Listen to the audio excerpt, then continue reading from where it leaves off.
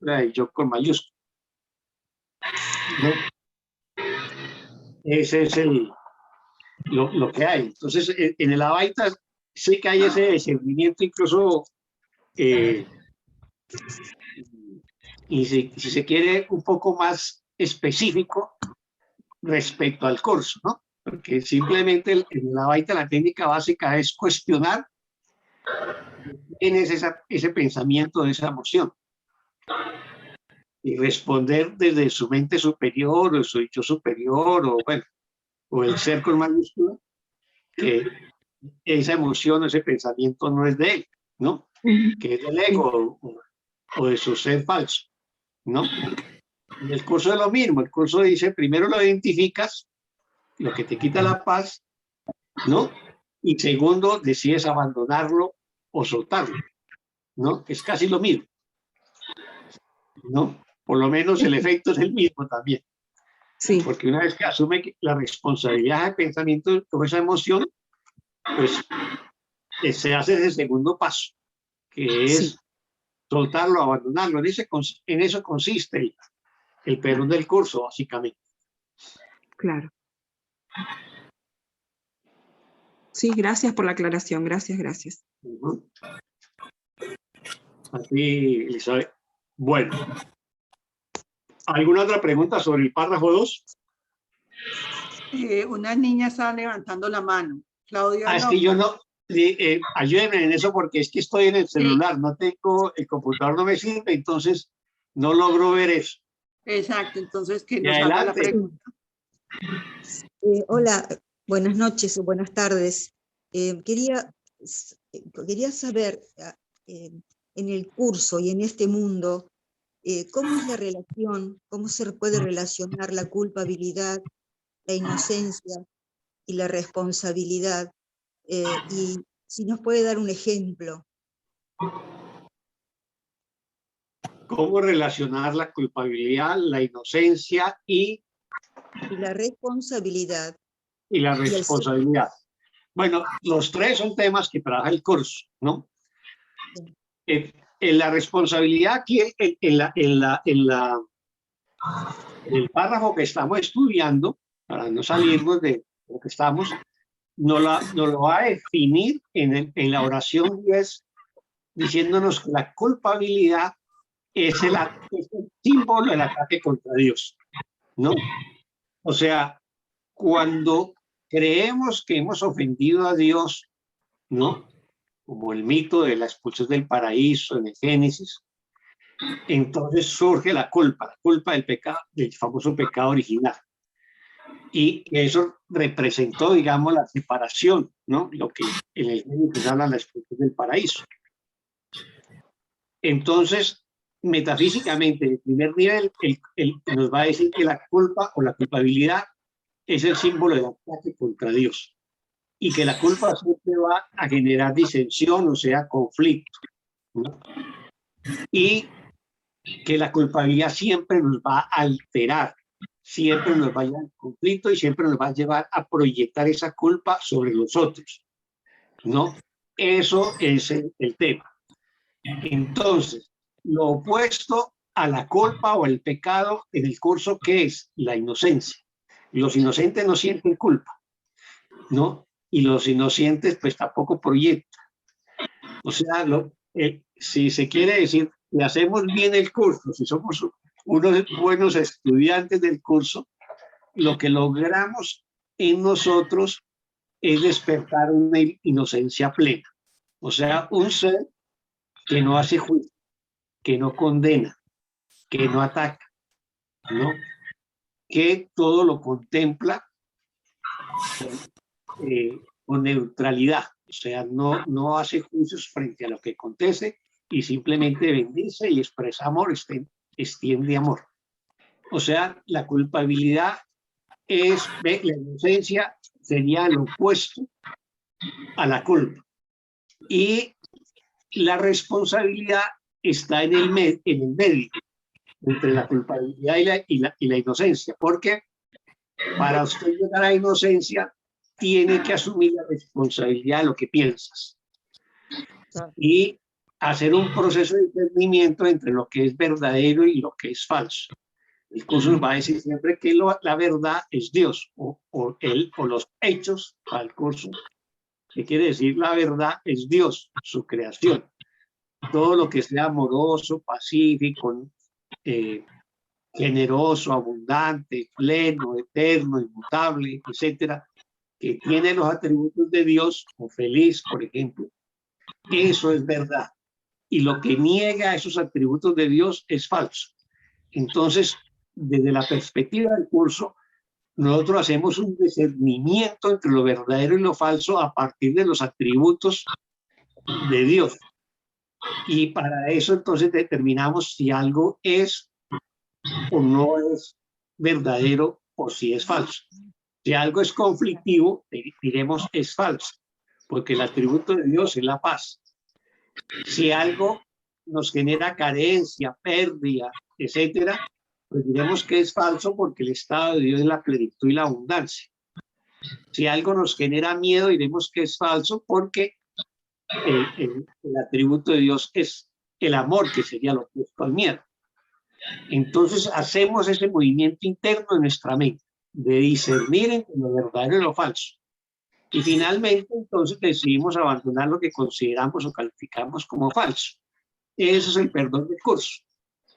Pero en ese proceso la responsabilidad nos va a llevar a que todo lo que sentimos internamente está en nuestra mente, no es el resultado de ninguna circunstancia externa, no es la influencia del mundo ni ninguna persona sobre nosotros. Todo se genera en nuestra mente y a partir de allí, de ese reconocimiento, asumimos que lo que hay, que todo lo conflictivo que hay en nosotros es responsabilidad nuestra. Y en ese momento entonces procedemos a perdonar, que no es más que un abandonar, un dejar a un lado lo que no es real. Esa sería como la integración de los tres conceptos que preguntaste. Sí. ¿Me quedó claro? Sí, sí, gracias. Muchas gracias. Bueno. ¿Alguien más?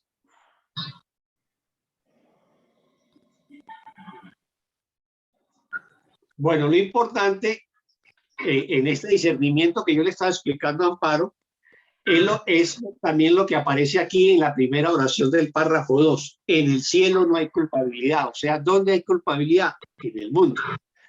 Entonces, en el cielo no hay culpabilidad. ¿Qué hay en el cielo? Plena inocencia, ¿no? Y por lo tanto, nosotros tenemos que escoger entre el cielo y el mundo, entre el cielo y el ego, o entre Dios y el ego, o entre el Espíritu Santo y el ego, que es precisamente la lección del día de hoy, ¿no? El cielo es la alternativa por la cual tengo que escoger, ¿no? Y si nosotros escogemos siempre el cielo, todas las demás elecciones quedan incluidas en esta, ¿no?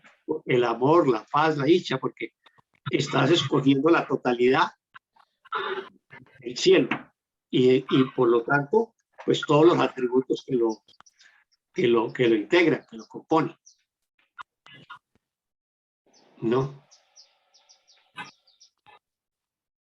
¿Algo más sobre el párrafo 2? Pues vámonos para el 3. ¿Quién nos ayuda a leer el párrafo 3?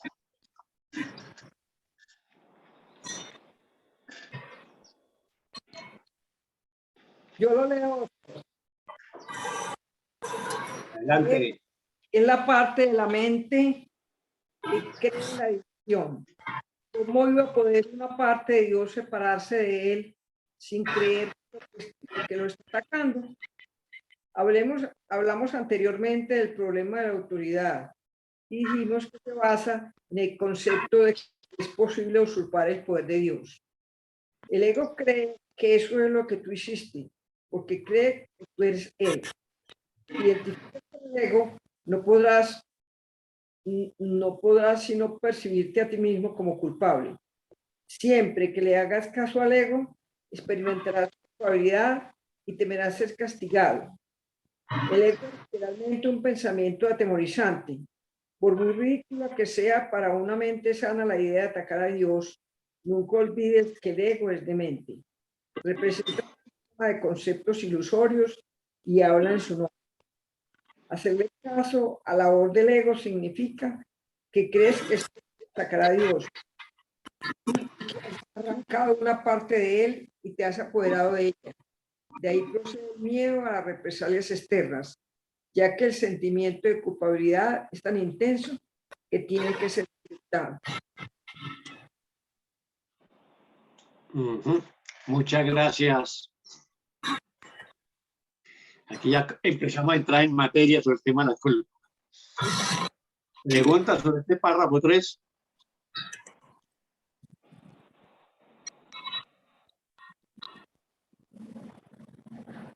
Quizás no me quedaba tan claro lo internalizado que tengo el mecanismo de la culpa, porque ante cualquier circunstancia hasta le puedo echar la culpa a un objeto. O sea, de repente se me cae algo y se me rompe. Y digo, no, esto está mal hecho porque tiene la base mal hecha, entonces por eso se cayó. A veces ni siquiera es tan mecánico el mecanismo de la culpa, que de hecho la culpa a cosas inanimadas. y me río muchas veces de mí misma al observarme, y bueno, pareciera ser que aún esa mínima tensión sin la presencia de otro ser y sobre algo inanimado, es un aprendizaje que está mecánico, digamos. Pareciera ser, porque sigue siendo mi voluntad la que elige culpar o responsabilizarme o ver que se rompió y sonreír, y bueno, para algo será, para que yo vea que tengo ese mecanismo ahí, y ya está. Y perdón y expiación. Gracias. Gracias, Elizabeth. Y te acordar de cuando hablaste de que le echamos la culpa a cosas inanimadas a los niños, ¿no? Los niños hacen en automático la proyección de la culpa, ¿no? Y hay un caso muy simpático que yo creo que es muy generalizado, porque yo lo vi. Un niño está corriendo y se tropieza con una piedra y se cae y se devuelve a coger a patadas la piedra, ¿no? Sí. O sea, está culpando la piedra de su caída. Es eso. Y ese es un mecanismo que se hace en automático. Es casi inconsciente. O sea, desde muy temprana edad ya la culpa está internalizada. Y como lo hacemos casi que ya de manera automática, no la reconocemos. Y ahí que si un terapeuta o alguien te dice, no, que lo que hay detrás de ti es la culpa, no la reconocen. Y decir, ¿cuál culpa? Yo no tengo culpa, yo no siento culpa, yo no tengo culpa, ¿no? ¿Por qué? Porque la tiene tan interiorizada, tan consciente, que le es difícil identificarla. De ahí que el curso planteé que hay que identificarla, hay que encontrar las causas de esa emoción.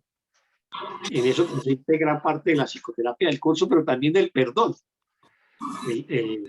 Los 3 pasos del perdón del curso, el primer paso es identificar.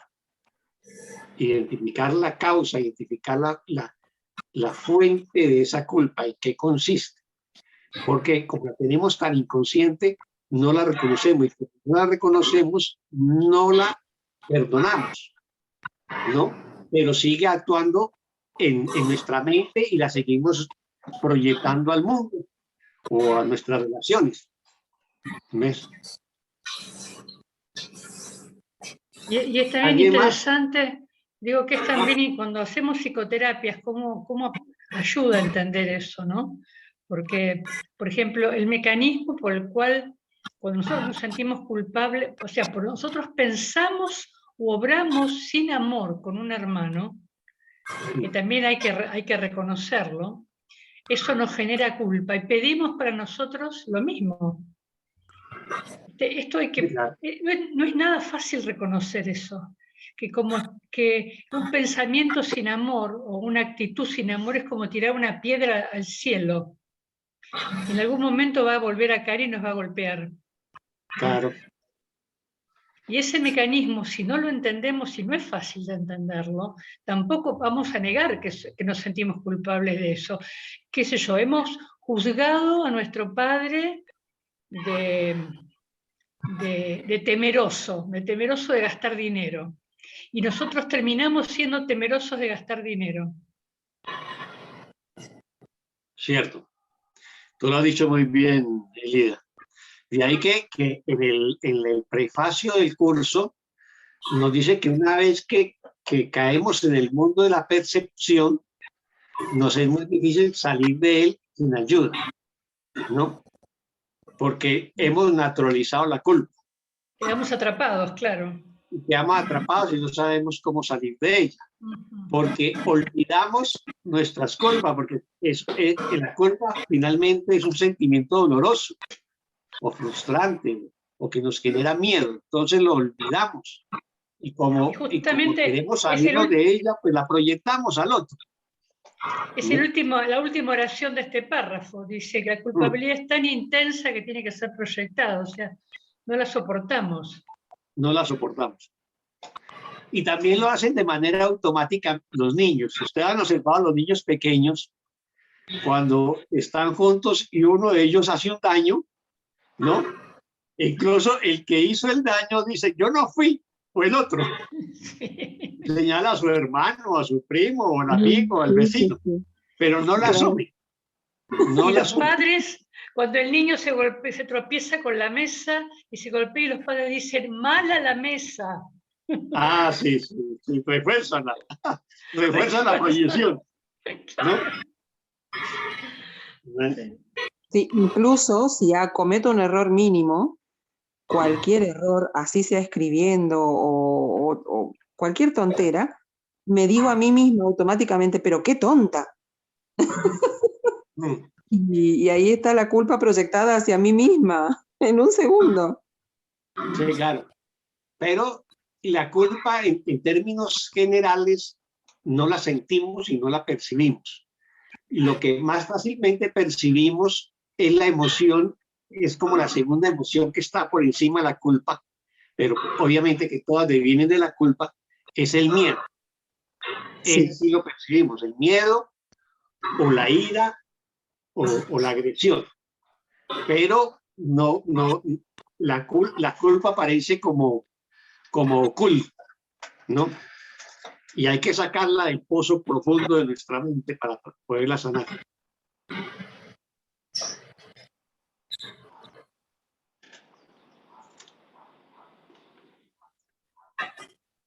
¿Alguien más?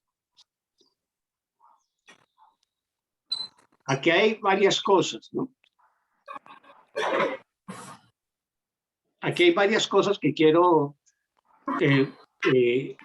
resaltar de este párrafo 3. Uno, la primera oración. El ego es la parte de la mente que cree en la división. El opuesto de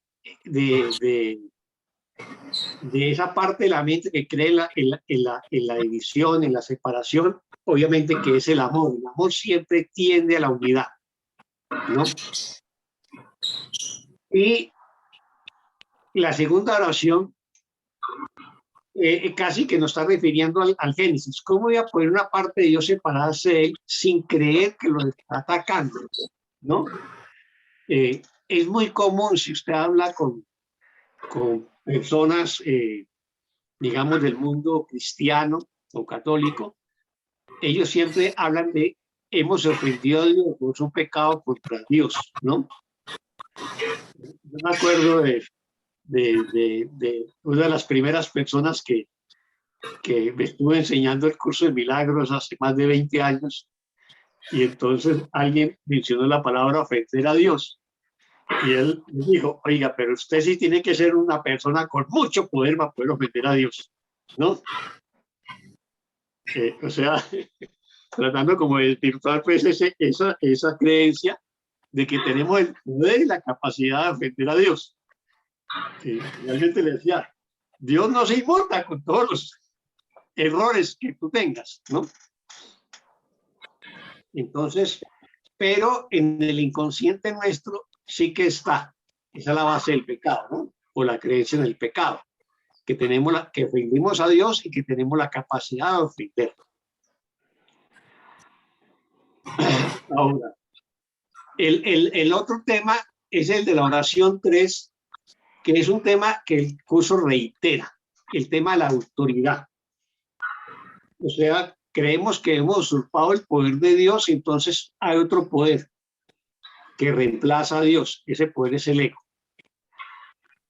Y el curso nos va a decir que ese problema de autoridad es el que tenemos que resolver, porque la autoridad está en Dios. O sea, la creación está en Dios. La causa de la creación es Dios. Y tenemos que quitarle toda autoridad al ego. Eso es un tema que el curso va a reiterar a lo largo, pues, de muchos pasajes. Y luego la misma oración 4, bueno, la 5. Si te identificas con el ego, no podrás sino percibirte a ti mismo, ¿no? Culpable, ¿no? O sea, siempre que nos identificamos con el ego, siempre que nos identificamos con el miedo, con el ataque, con la separación, con la carencia, ¿no? Nos sentiremos culpables. O sea, es inherente a identificarnos con el ego la culpabilidad, ya que en el cielo no es posible sentirse culpable. Y el último, casi que la oración 11, que ya la mencionó Elida, es la que fundamenta el tema de la psicología y la psicoterapia del curso. O sea, la creencia en el pecado, de ahí procede el miedo. El miedo a ¿qué? A las represalias externas o al castigo de Dios. Cuando nosotros preguntamos o acusamos a alguien, internamente lo que se genera en nuestra mente, porque somos conscientes de que lo estamos atacando cuando lo acusamos. Entonces estamos esperando es el contraataque, o sea, las represalias. Y del mundo, pues también es eso. Si yo cometo un delito, estoy esperando que las represalias del mundo, que la policía me detenga, que el juez me condene, etc., ¿no? O internamente, pues que Dios me castigue, que es la creencia del mundo. Y ya lo que mencionó Elida, ya que el sentimiento de culpa es tan intenso que tiene que ser proyectado. Ese es el mecanismo del ego, que ya lo hemos mencionado, como el niño proyecta sobre la piedra o proyecta sobre su amigo, hermano o vecino la culpa del daño que hicieron jugando, ¿no? Y eso lo hacemos también de adultos. Siempre estaremos acusando a otros de lo que nos sucede o creemos que nos sucede, ¿no? Y ese es un mecanismo aparentemente liberador. Me quito de la culpa acusando al otro, proyectando. Pero realmente la culpa no se va de ahí, la culpa sigue allí. Lo que hago es implementar el ataque y entrar en una dinámica de conflictos. Por eso, cuando entro en esa dinámica, si no soy capaz de detenerme, pensar, reflexionar qué está pasando en mí, ¿no? Perdonar, pues entro en una dinámica que no tiene fin, ¿no? Estoy en los conflictos del mundo y estaré en la relación ataque, defensa y ataque, ¿no? Eso es básicamente el párrafo 3. No sé si queda alguna pregunta. Yo quería agregar un dicho que hay en la Argentina que Adelante, dice a Dios lo que es de Dios y al César lo que es del César. En el discernir, en el observar y en este tema que estamos tratando de la proyección y el discernir, todo la autoridad, la culpabilidad, es un poco como que nos ordena la mente, es decir, nos ordenamos cuando decimos, bueno, hay niveles, y a ver en qué nivel voy a vivir esta situación y cómo lo voy a entregar, qué es lo que debo entregar, qué pensamiento debo entregar. No sé, lo relacioné recién con lo que estábamos leyendo y hablando. Clara, esa frase que tú mencionas, a Dios lo que es de Dios y al César lo que es del César, es una frase del Nuevo Testamento, ¿no? Con una pregunta que le hacen a Jesús si debe pagar impuestos al César, ¿no? Al emperador romano. Entonces, más o menos el curso lo interpreta que a Dios lo que es de Dios, o sea, la verdad, lo que es la verdad, y lo falso, lo que es falso, que sería lo del ego, ¿no? Esa sería el mundo, o sería el ego en este caso, ¿no? Esa sería como la reinterpretación del curso de esa frase que aparece en el Nuevo Testamento. ¿Puedo hacer un comentario, Oscar? Adelante, ahí. Bueno, les cuento a todos, maestros de Dios, que hace 2 días tuve ejemplo de esto de la culpa proyectada mía, ¿no? Porque bueno, mi mamá también tiene un diagnóstico de, mi papá y mi mamá los dos tienen 3 accidentes cerebrovasculares cada uno, aparte de otras cosas, y con mi mamá a veces me puedo comunicar cuando hacemos un razonamiento muy inocente, muy infantil, ¿no? Entonces ella algo no le sale y me dice no puedo. Y digo entonces, ¿quién puede? Y me dice no sé. Y le digo, a ver, cuando vos querés mover tu mano, ¿quién mueve la mano? Me dice yo, ajá. Y entonces, si no la querés mover, ¿quién no la mueve? Yo, me dice ella, ajá. Y ahora que no podés caminar, porque ella camina en realidad, pero me dice que no puede caminar. Camina sin darse cuenta, entre comillas, sin tomar conciencia. Entonces, digo, y ahora, ¿y quién no puede caminar? No sé, me dice. Bueno, está bien. Pero ¿y quién hace en tu cuerpo la voluntad? Y me dice ella, la enfermedad. Pude detectar en ese mismo instante en que ella me dijo que la enfermedad hacía la voluntad en su cuerpo, una ira en mí que terminé agradeciéndosela.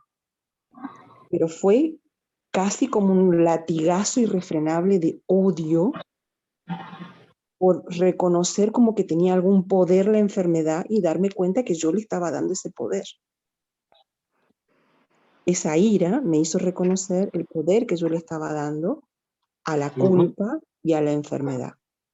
Y gracias al curso, no sé si no puedo proyectarla todavía, o sea, si puedo inhibir proyectarla, porque es evidente que lo estoy viendo, pero sí puedo tomar conciencia y desde los mecanismos que ya conozco, ejercer el perdón y continuar haciendo mi tarea sin que me interfiera la ira, porque es agotador, es cansador, es verdaderamente desgastante estar en estado de ira o en enojo o en impotencia o en esa escucha del no puedo. Y la verdad que este párrafo me recuerda eso, me lo clarifica, me ordena y me ayuda a discernir cómo tengo que trabajar en mi mente. Así que eso fue mi ejemplo vívido. Y le vi la inocencia, miré a mi mamá y en la enfermedad es la que manda en mí, después de ese latigazo de ira personal, inmediatamente llegó el escuchar quién me estaba hablando. Y era la maestra de Dios en mi mamá, mostrándome que eso era una circunstancia, que eso no era nada. Que mis interpretaciones de lo que tiene que suceder o no tiene que suceder no tienen ninguna interferencia con el seguir adelante, con el seguir caminando la verdad y la vida. Que eso no es ningún impedimento. Esa fue mi conclusión al dejarme guiar ante la circunstancia porque fue doloroso, fue sumamente doloroso. Así que a seguir adelante con la verdad y la vida. Gracias. Gracias a ti, Elizabeth. Sí, todo está en la mente, ¿no?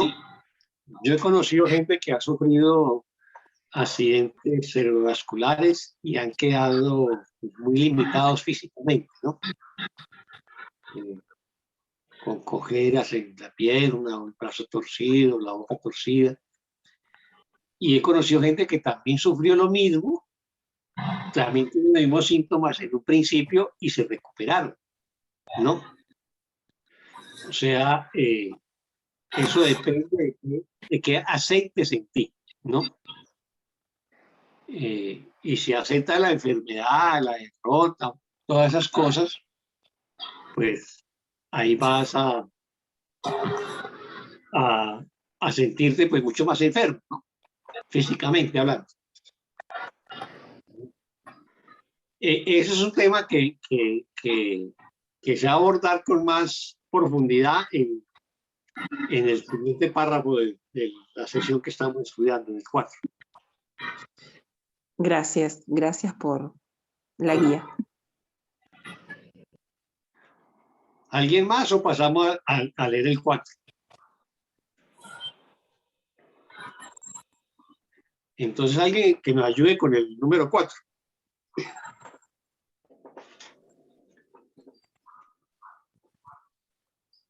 Si está mi respuesta, lo leo. Adelante. Todo lo que aceptas en tu mente se vuelve real para ti. Es tu aceptación lo que le confiere realidad. El permitirle la entrada al ego en tu mente y entronarlo allí es lo que lo convierte en tu realidad. Eso se debe a que la mente es capaz de crear realidad o de fabricar ilusiones. Dije anteriormente que tienes que aprender a pensar con Dios. Pensar con Él es pensar como Él, lo cual produce dicha, no culpabilidad, porque es algo natural. La culpabilidad es un signo inequívoco de que tu pensamiento no es natural. El pensamiento que no es natural va siempre acompañado de culpabilidad porque es la creencia en el pecado. El ego no percibe el pecado como una falta de amor, sino como un decidido acto de agresión. Esto es necesario para su supervivencia, porque tan pronto como consideres que el pecado es una insuficiencia, tratarás automáticamente de remediar la situación. Y lo lograrás. Para el ego, eso es la perdición. Pero tú tienes que aprender a verlo como tu emancipación. Gracias. Muchas gracias, Elizabeth.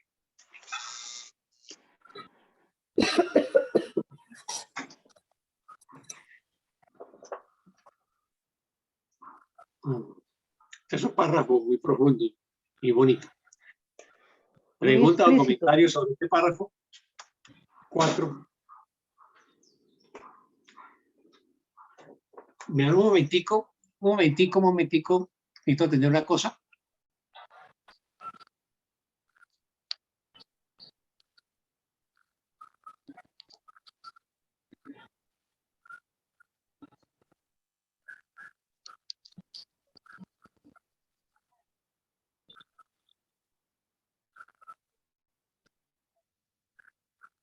Pensaba en la línea 2 que dice, es tu aceptación lo que le confiere realidad. Cuando hay muchas líneas que dicen que hay que aceptar la enfermedad, ¿no? Y justamente acá dice todo lo contrario. Si vos aceptás la enfermedad, le estás dando realidad.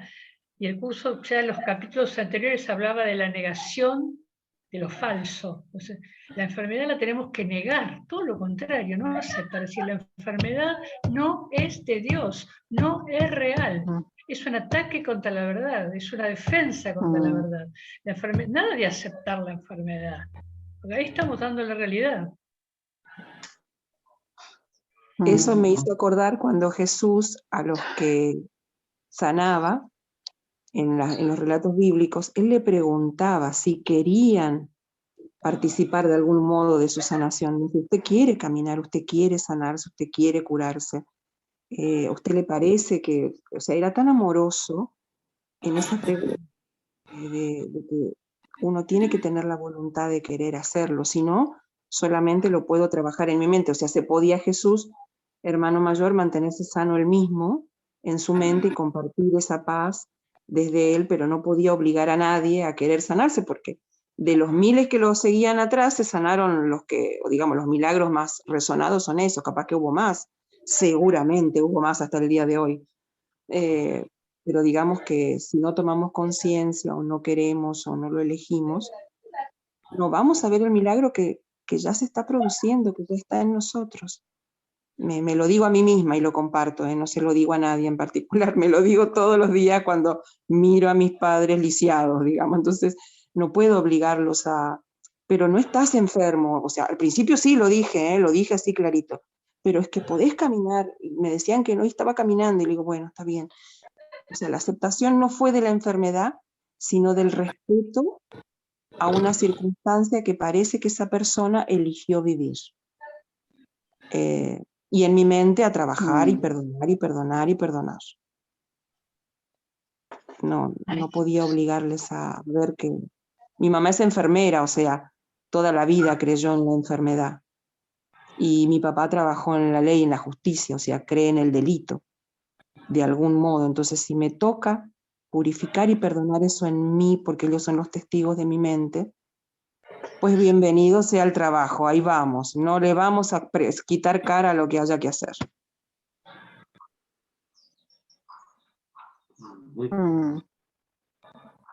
No puedo, lo que no puedo es crear conflicto con ellos por llevar adelante mi perdón, porque entonces ya estoy directamente no en manos del ego, sino que soy uno de sus secuaces. Total. Sí, de todo depende cómo los contemples, ¿no? Si los contemplas como seres de luz, plenos, amorosos, ¿no? O como seres limitados, enfermos, decadentes, etc. Eso es lo importante.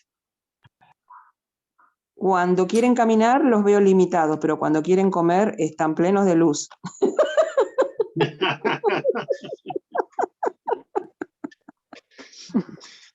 No es una lesión fácil la que está experimentando Elizabeth, pero finalmente es eso, ¿no? Aprender a contemplarlas desde tu amor y desde tu paz. Y cuando tú estés en paz, pues vas a extenderla hacia ellos. Vas a contribuir también a su sanación, ¿no? El curso insiste mucho en esto, dicho de otra manera, pero la tesis es la misma que aparece en la oración 1. Todo lo que acepta en tu mente se vuelve real para ti. Entonces más adelante el curso nos va a decir, no hagas real el error, ¿no? No reafirmes el error. Cuando uno reafirma el error, pues lo está haciendo real, ¿no? O sea, lo estoy aceptando en mi mente. Si yo veo a mis padres enfermos, pues estoy haciendo real la enfermedad. Pero si yo los veo más allá del cuerpo como seres plenos, amorosos, dichosos, entonces estoy viendo su luz, ¿no? Y me estoy sanando y estoy ayudando a su sanación, ¿no? Ese sería como el ejercicio. Entonces, por eso la misma oración 2 dice, en tu aceptación, es tu aceptación lo que le confiere realidad. O sea, si yo acepto el mundo, o acepto el ego, o acepto el miedo, o el peligro, o la carencia, la enfermedad o la muerte, es eso lo que le confiere realidad. Porque finalmente el mundo no es el mundo externo, todo el mundo está contenido en nuestra mente. ¿no? El mundo no es Exactamente. más que una proyección de ¿no? Entonces, es ese mundo interno el que yo tengo que sanar, el que yo tengo que perdonar. Y entonces, en la medida que perdone, ya no le confiero realidad al mundo, ¿no? Y comienzo a aceptar la, pues, la realidad de Dios o el amor, que es un poco lo de la lección de hoy. El cielo es la única alternativa por la que me tengo que decidir, o sea, elijo el amor, la paz, Dios. Y cuando estoy haciendo esa elección, estoy negando al ego o al mundo. Y luego, pues en otro pasaje, el curso nos va a decir, vive en este mundo con la conciencia que no eres parte de él, o sea, contempla lo que le está pasando a tus padres, pero sepa internamente que eso no es real, ¿no? Ayúdalos, apóyalos, pero tenga la conciencia de que eso no es real. Por ¿No? Que la eso vengo realidad aquí, por para que encima ustedes del me lo cuerpo, digan. de las Es cosas y las así. formas. ¿Mm? Que por eso vengo aquí, para que ustedes me lo digan y me lo repitan y que yo no me olvide, que lo pueda afirmar y tener los testigos de esa absoluta verdad. Gracias. Sí, muy bien. Muchas gracias, Elizabeth. ¿Pregunta o comentario de este párrafo 4?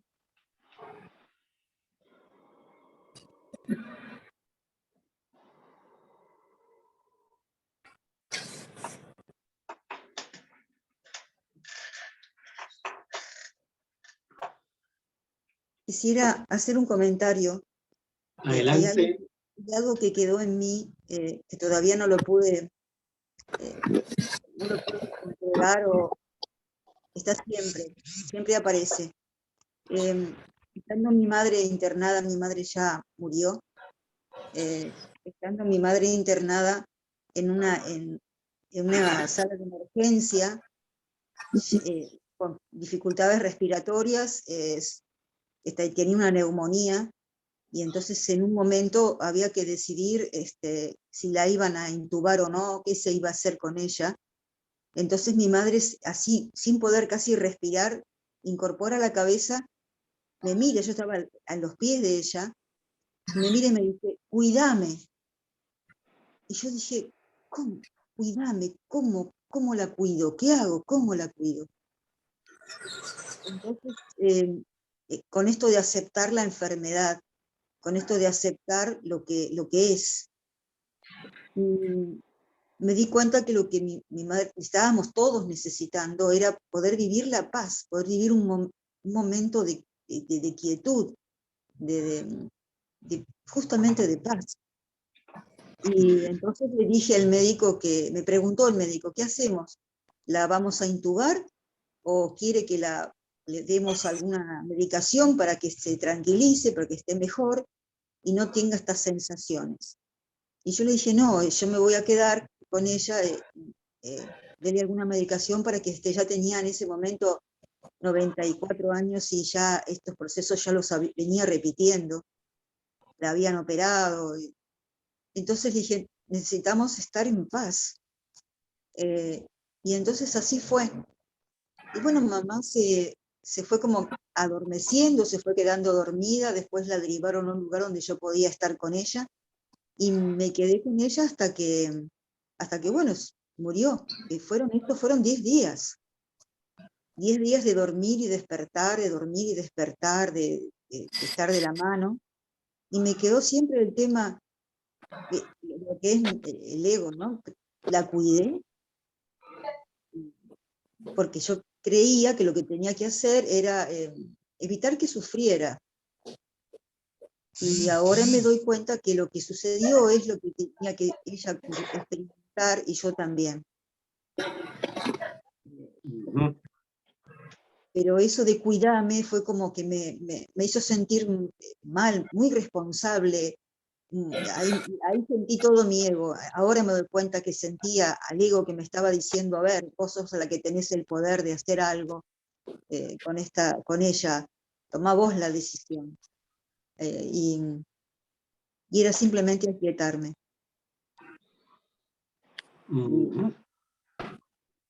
bueno, eso quería comentarles, el tema por la culpabilidad y la inocencia y la responsabilidad que les pregunté antes. Sí, sí. Pero mira, mira el tema de qué es lo que hay en el fondo. Nosotros tenemos en este mundo un apego al cuerpo y creemos que la vida se reduce al cuerpo. Digamos que esa es la creencia del mundo. Cuando tu mami te dice, cuídame, de cierta manera está diciendo, no me dejes morir, ¿no? Claro, claro. Lo que está... El miedo a la muerte es un miedo muy profundo que tenemos todos en lo más profundo de nuestra conciencia. Y es casi que automático, pero es muy inconsciente, ahí está, ¿no? Y pareciera que otro u otra nos puede salvar de la muerte. Cuídate, ¿no? Eso tiene que ver con el apego que tenemos al mundo y al cuerpo. La historia que me contaste me hizo acordar de un hermano mío, que murió el año pasado con COVID, ¿no?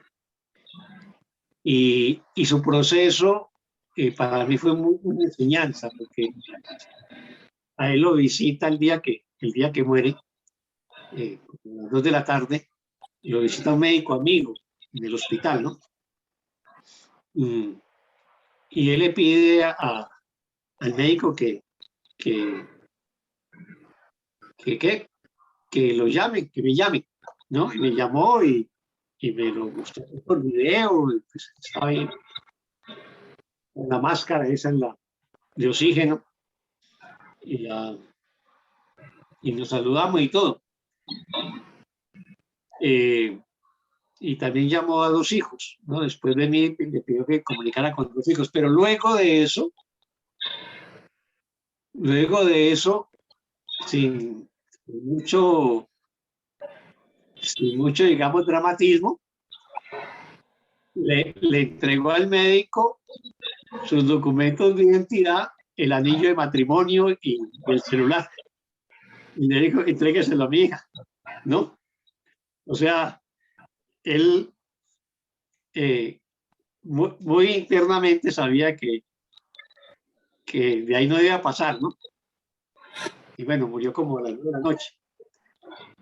Pero sobre todo el anillo del matrimonio, que nunca se lo despegaba, se lo quitó y se lo entregó al médico a mí, ¿no? Y entrégaselo a mi hija, ¿no? Entonces, depende de que tanto nos identifiquemos o no nos identifiquemos con el mundo. ¿Qué tanto tenemos apego o no es apego? Y de esa manera cada cual hace su transición. Eso no quiere decir que esté mal que tengan miedo, o en el caso de tu mamá, cuídame, sino que tiene que ver qué tanto hemos hecho el trabajo interior, ¿no? Algunos han logrado hacerlo y asumen esa transición con más calma. Otros, como no han podido trabajar la sanación, el perdón, autoexaminarse, pues les va a producir más angustia, ¿no? Es la mayoría de la gente de este mundo. Pero va a depender de cada cual cómo asuma sus procesos. Y depende de nosotros cómo los veamos. Eso es muy importante. Cómo los contemplemos en este momento. Y ahí es donde tenemos que recurrir, digamos, a nuestra luz interna. Pedir la ayuda para poderlos contemplar con amor, con paz, y pedir que nos ayude a perdonar pues todo el miedo también que nosotros podamos tener la pérdida, ¿no? Sí, gracias. No, y a ti, Clara, por compartir. Clara, es que te amo así. ¿Alguien más tiene preguntas sobre el párrafo 4?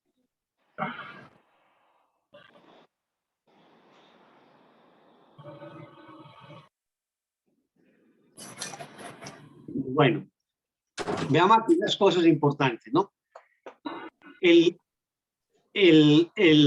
La oración 3 del párrafo 4. El permitir la entrada del ego en tu mente y entronarlo allí es lo que lo convierte en tu realidad. O sea, tener al ego como maestro es una lección, así como es una lección tener al Espíritu Santo como maestro. Nosotros permitimos la entrada del ego en nuestra mente, lo hacemos real, ¿no? Y luego, en la oración 4, nos va a decir un tema que ya había mencionado hace rato sobre crear y fabricar. Eso se debe a que la mente es capaz de crear realidad o de fabricar ilusiones. ¿Quién crea realidad? Pues el espíritu. ¿Y quién fabrica ilusiones? El ego. Ahí están los dos temas o los dos grandes opuestos que el curso siempre nos plantea, ¿no? Pero básicamente es un tema de elección. Y luego, este es un tema, el 5, que siempre el curso nos está pidiendo de múltiples maneras. Dije anteriormente que tienes que aprender a pensar con Dios, ¿no? También nos dice, aprende a pensar con el Espíritu Santo o aprende a pensar conmigo, dice Jesús. Cualquiera de las tres opciones es válida. Pensar con Él es pensar como Él, ¿no? Pensar con Él es pensar como Él, o sea, y eso es un ejercicio que nosotros debemos hacer todos los días. Decirle, Dios mío, ¿cómo pensarías tú o cómo harías tú en este momento o en esta situación? ¿No? O Jesús, ¿cómo harías tú? Eso es pensar, buscar la ayuda de Dios o el Espíritu Santo de Jesús para que nos ayuden a pensar desde el amor, desde la paz y el perdón.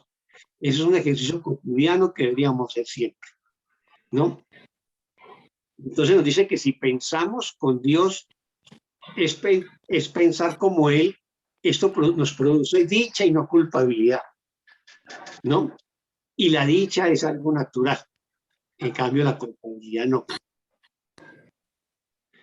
El quinto, la oración 8 dice que la culpabilidad es un signo inequívoco de que tu pensamiento no es natural. O sea, los pensamientos naturales en nosotros son los pensamientos amorosos, los pensamientos de paz, de vida, etc., ¿no?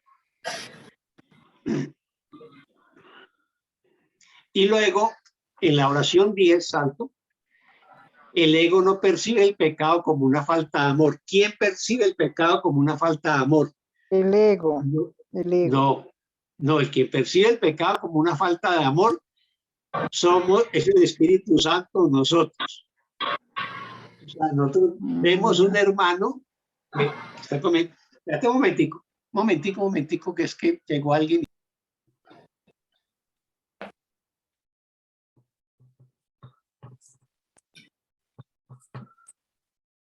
Ay, Dios.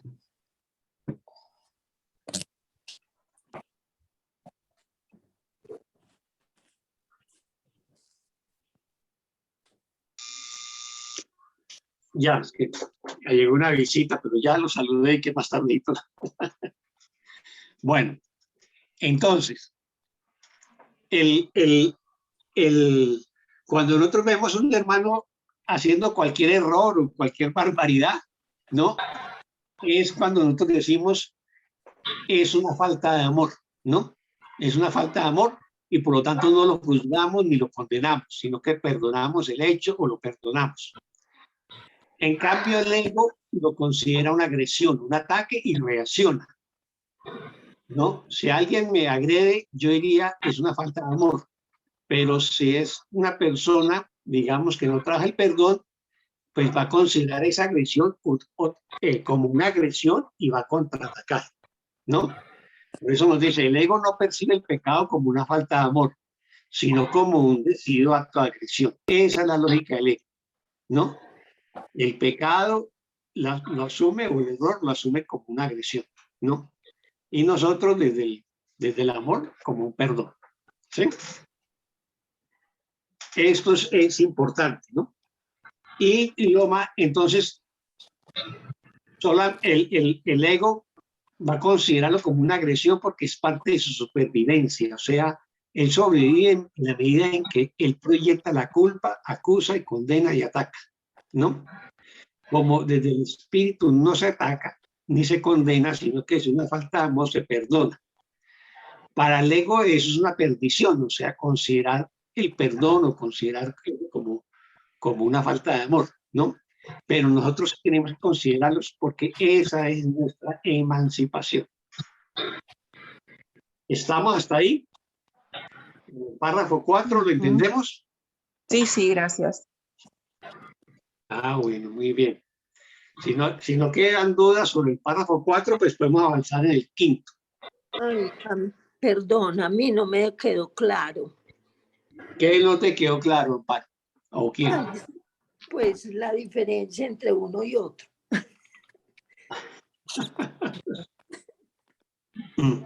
Finalmente, el tema se reduce a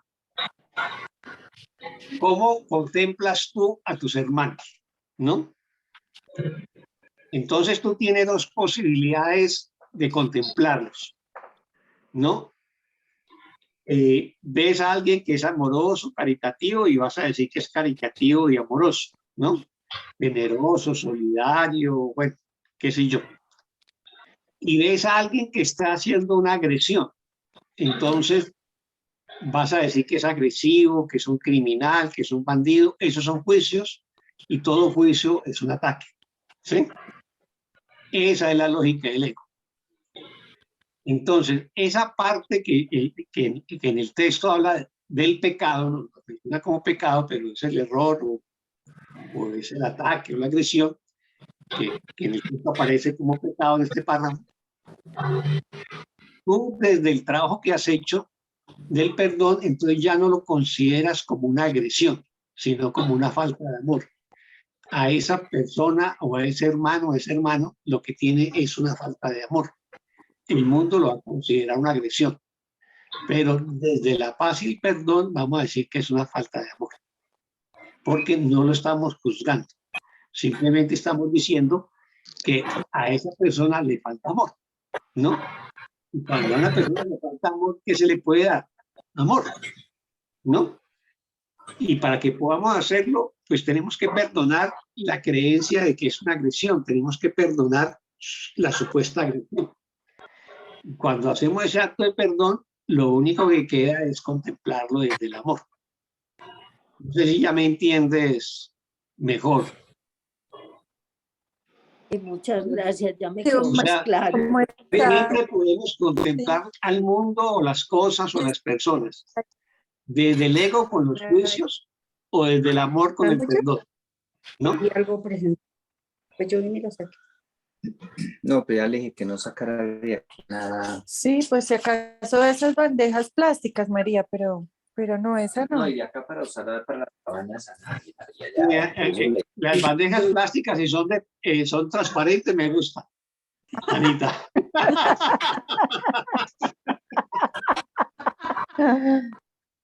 A mí me gustan las verdes.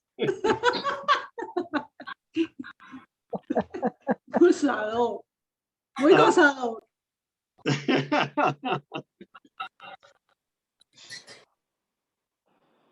A todos Bueno, nos no pasa. si no tenemos más preguntas o comentarios, vamos al quinto, que incluso la primera oración es contundente. ¿Quién quiere ayudarnos con el quinto? Con Yo el lo leo. párrafo. Adelante, Ana María. La mente que está libre de culpa no puede sufrir. Al estar sana, sana a su vez al cuerpo porque ella misma ha sanado. Las enfermedades son inconcebibles para la mente sana, ya que no puede concebir atacar a nada ni a nadie. Dije antes que la enfermedad es una forma de magia. Quizás sería mejor decir que es una forma de solución mágica. El ego cree que castigándose a sí mismo mitigará el castigo de Dios, mas incluso en esto es arrogante. Le atribuye a Dios la intención de castigar y luego adopta esa intención como su propia prerrogativa. El ego trata de usurpar todas las funciones de Dios tal como las percibe, porque reconoce que solo se puede confiar en una lealtad absoluta. Muy bien, muchas gracias, Anita. Este es un tremendo párrafo. ¿Preguntas o comentarios?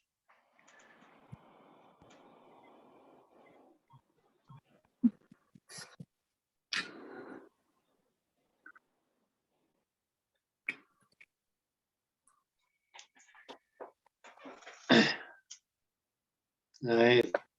Oscar, es que aún nos da mucha dificultad entender eso, porque si la mente está sana, dice que el cuerpo también estará sano. Pero cuántas personas que uno ha visto, o digamos santos, o gente iluminada, ha tenido un cuerpo y ese cuerpo también ha mostrado sufrimiento en su cuerpo, más su mente sigue sana. Pero el personaje o el cuerpo como tal, en la forma se ve y lo vemos, pero su mente sigue sana. Entonces ahí es como dificilito pues todavía tener eso claro. Pues eso suena muy bonito, pero todavía no nos queda fácil entender eso.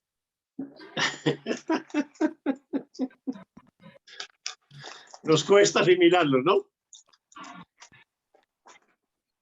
Nos cuesta asimilarlo. ¿Ah? Mucho. Yo cuando leí Muchas vidas, muchos maestros, alcancé a entender un poquito como todo ese guión, digámoslo ahí, como sin descifrar, pero aún me cuesta mucho. Uf, Ave María. Porque lo que el curso nos ha dicho y siempre nos dice es que nosotros lo que vamos a lograr con esto es la paz. Pero un cuerpo enfermo con paz es un cuento muy diferente a un cuerpo enfermo y con la mente totalmente descuadrada, pues.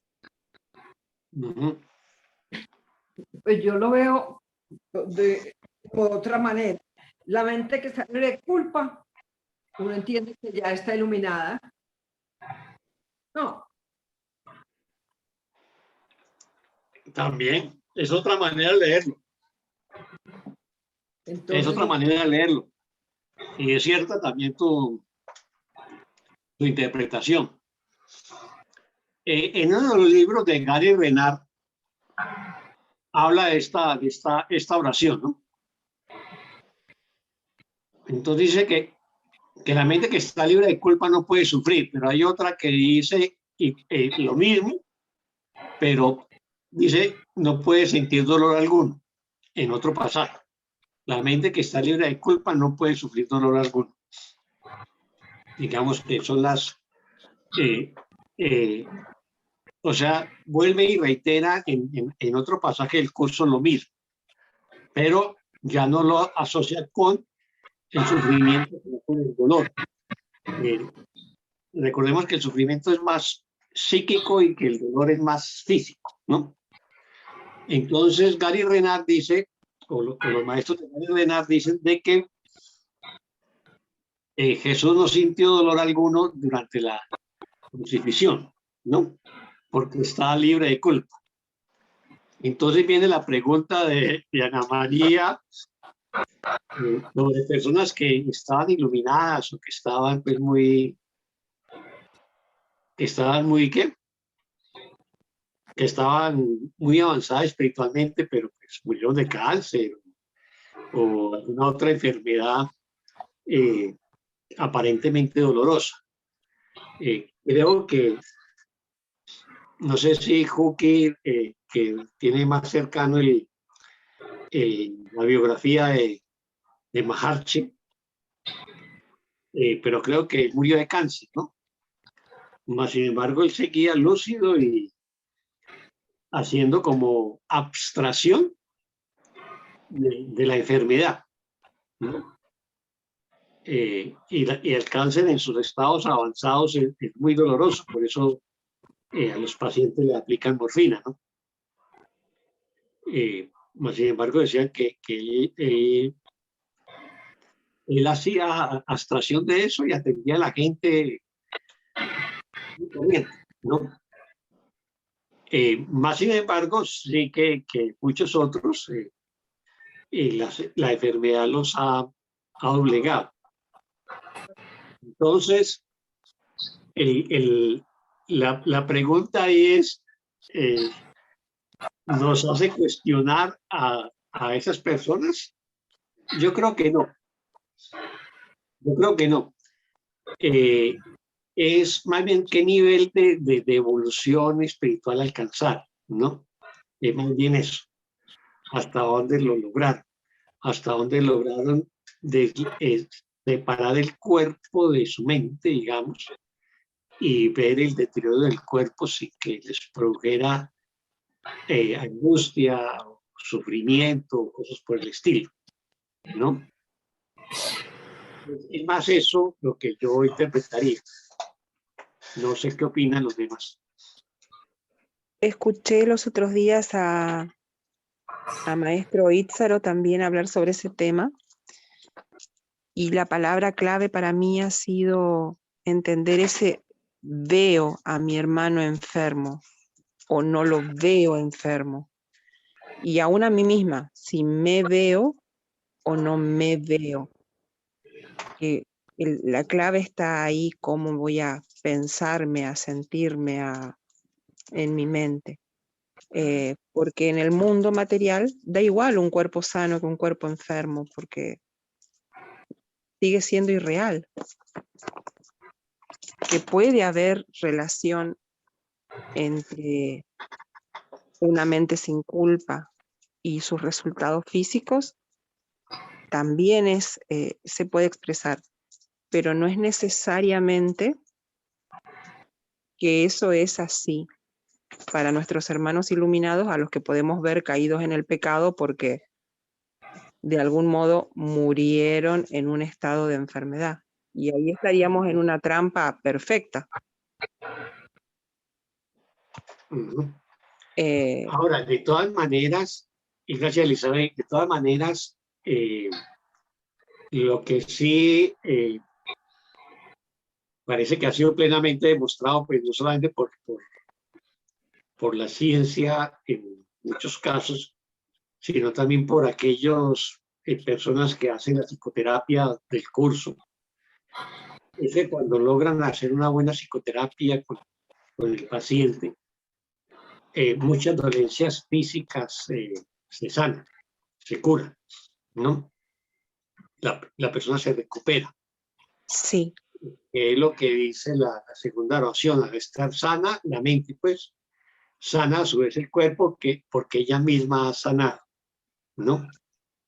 Entonces, es posible sanar muchas dolencias del cuerpo una vez sane la mente, o sea, se haga la práctica del perdón.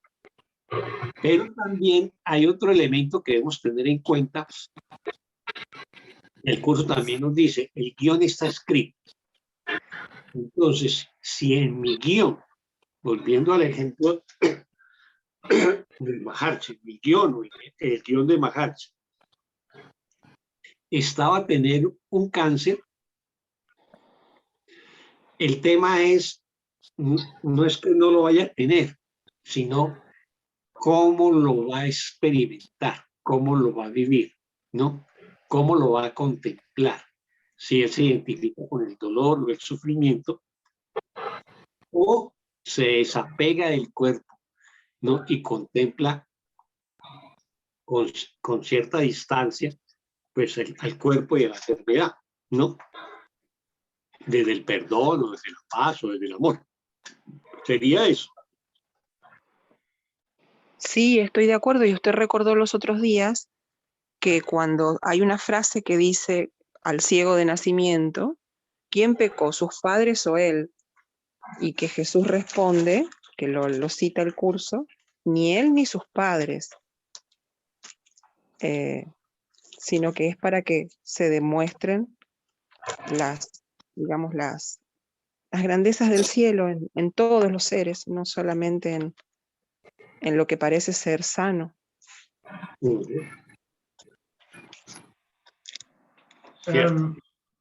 Acá parece como un primer obstáculo, que es veloz identificación con la estructura del cuerpo que tenemos todos. O una tendencia a esto. Entonces, una mente sana es bien distinto de un cuerpo sano, en este sentido. Lo que está en la mente siempre es causa, y el cuerpo siempre será efecto. El cuerpo es un instrumento, es neutro. Y el cuerpo es una herramienta que Dios, en su infinita sabiduría y bondad, para poder movernos además en un mundo básicamente grosero. ¿En qué sentido? Acá el término grosero no tiene el alcance que le damos nosotros coloquialmente, sino un mundo que es energía densa, muy densa, es de una vibración muy baja. Entonces, el cuerpo es un vehículo necesario para el aprendizaje del amor y para extender amor. Básicamente es eso, porque es neutro. Entonces, ¿qué pasó con Ramana Maharshi? No solamente con él. Ramana, más o menos a los 60 años, no lo sé muy bien, tiene un sarcoma en el codo. Él se caracterizó por ser un maestro silencioso, lo dijo más de una vez, porque sus devotos le preguntaban, ¿por qué vos no salís a predicar como predican los demás maestros? Y entonces él les respondió y les dijo, ¿y ustedes creen que enseñar es andar a los gritos por ahí diciendo verdades acerca de los Vedas? No. La reforma personal promueve la reforma social. Sádense ustedes. El silencio es la forma más importante de enseñanza que tenemos. Entonces Ramana Maharshi tuvo su mente siempre sana. No obstante eso, sus devotos absolutamente preocupados por él, acudieron a un sinnúmero de médicos que fueron, diagnosticaron y dijeron hay que amputar, le amputaron primero un tramo del brazo, el sarcoma volvió a salir. A todo esto eran situaciones muy dolorosas desde el punto de vista físico. Yo he leído testimonios de los médicos que lo atendieron a Ramana Maharshi y dicen que él nunca vio alterado su estado de conciencia, aún ante el dolor físico que se supone un cáncer ya en el brazo.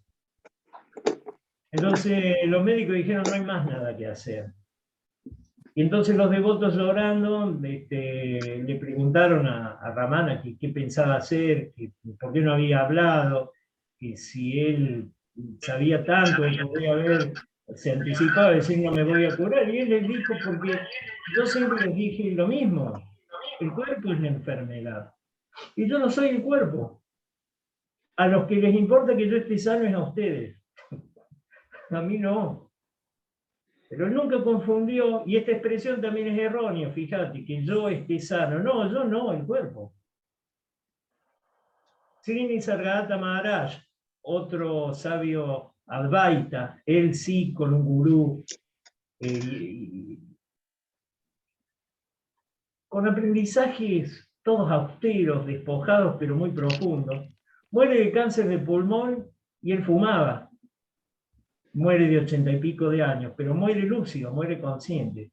Ellos trascendieron lo que le estaba ocurriendo al cuerpo porque sabían, ellos estaban en un estado de conciencia, habitaban en el sí mismo. Entonces, nosotros en Occidente, que tenemos otro paradigma porque estamos formados en otro tipo de pensamiento, todo lo asociamos a través de la identificación con el cuerpo. Hay mentes que sanan, aunque dejen el cuerpo. Y es como dice Oscar, hay algunos pormenores, por decirlo de algún modo, que corresponden al orden divino al cual nosotros no tenemos acceso, ¿no? Por ejemplo, ciertos linajes, sobre todo de yogis, que han vivido muchos años, ellos dicen que las enfermedades dolorosas aceleran karma. Esta sería una de las razones por las que estos santos, a pesar de estar sanos de la mente, mueren en apariencia con un cuerpo físico enfermo. De todas formas, aunque el cuerpo físico esté enfermo, fíjense que la dolencia no es la misma de un humano, un hermanito nuestro que muere, atosigado por la aflicción, su identificación con el cuerpo, sufriendo, no sé, por su pasado, porque todo el andamiaje del ego está intacto, y muere en una cama con un respirador, y no sé, en una agonía tremenda, ¿no? Que es toda una ilusión generada por él, fabricada por la estructura del ego, que la muerte de un santo, o el abandono del cuerpo físico de un santo. No es lo mismo, no es la misma situación. Yo he escuchado testimonios de, por ejemplo, Enrique Corbera, que durante muchos años se dedicó a sanar cuerpos físicos con metástasis, decir que mucha gente sanó y dejó el cuerpo. Es decir, que en ese sentido el fin de la enfermedad no sería que el cuerpo no se vaya o no se desintegre, ¿no?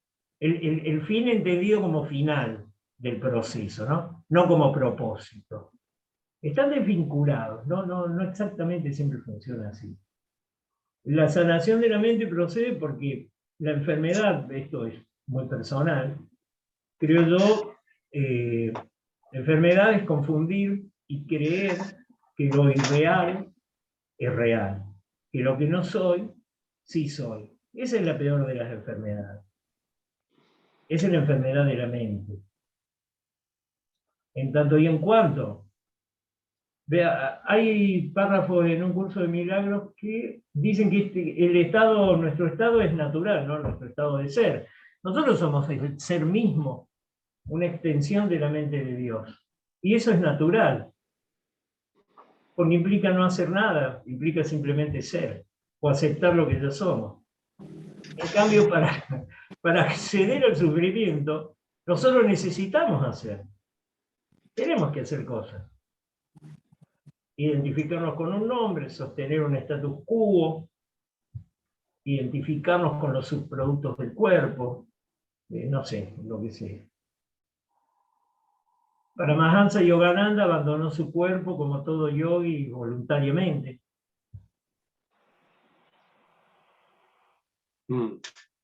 Acá el punto central para mí es qué hago yo dentro de mi mente y cómo llevo adelante la práctica del curso.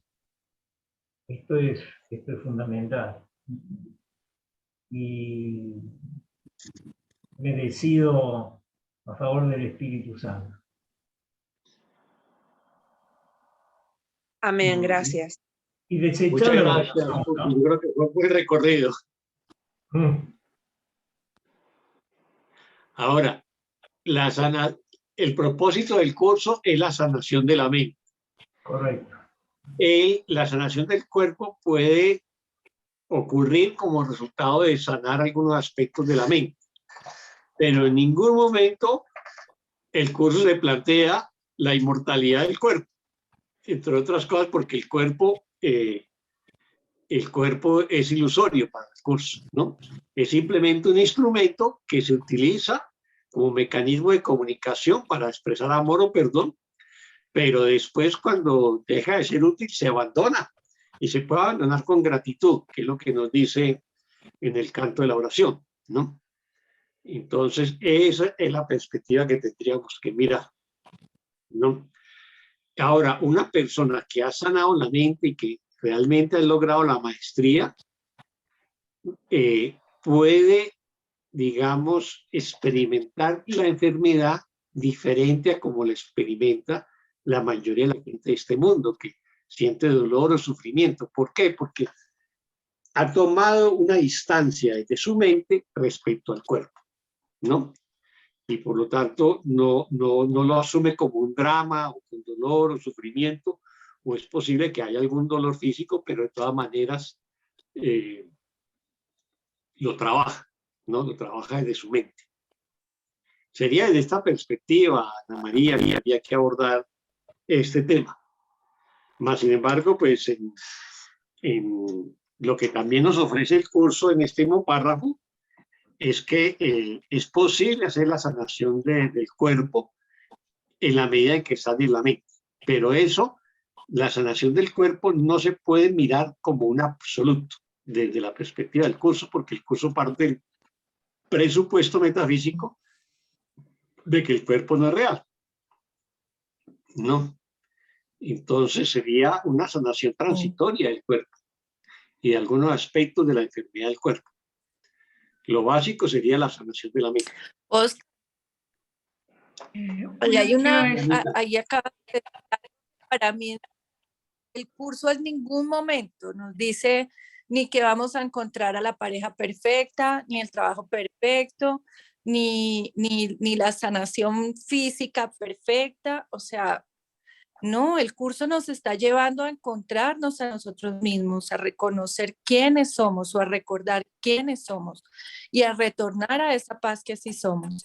Pero en ningún momento el curso se trata de un milagro, porque la vida acá, esta experiencia o este sueño va a ser maravilloso. No, sea lo que sea que esté en ese guión, lo vamos a vivir desde la paz, sin ningún tipo de juicios ni de culpas, sin miedo, sin angustia.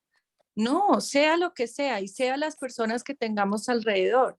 El curso no es para que nos cambie la vida, no sé, milagrosamente, como lo podríamos llamar desde antes, como vemos esa palabra. No.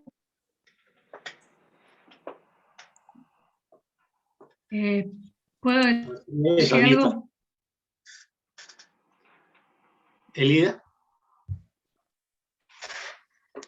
En la lección que dice que la enfermedad es una defensa, dice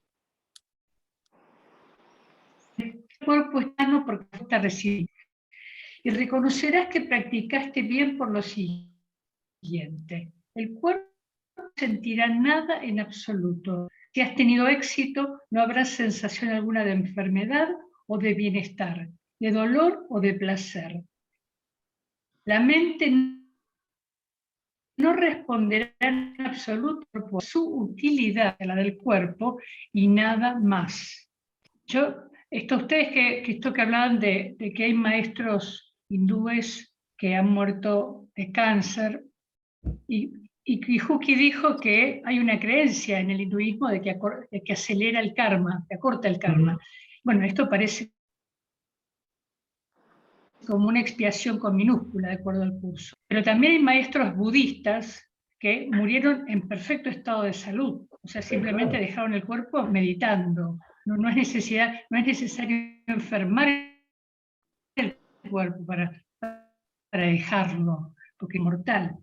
Me parece que nos falta como una vuelta de rosca para entender esto, porque yo escucho todo lo que dicen, me parece que todo tiene una lógica, pero este párrafo me dio vuelta a la cabeza, porque te dice que una mente que ha sanado al cuerpo no hace nada, simplemente es un instrumento útil al Espíritu Santo, o sea, es un instrumento del Espíritu Santo, es un servicio, mientras sea útil, dice.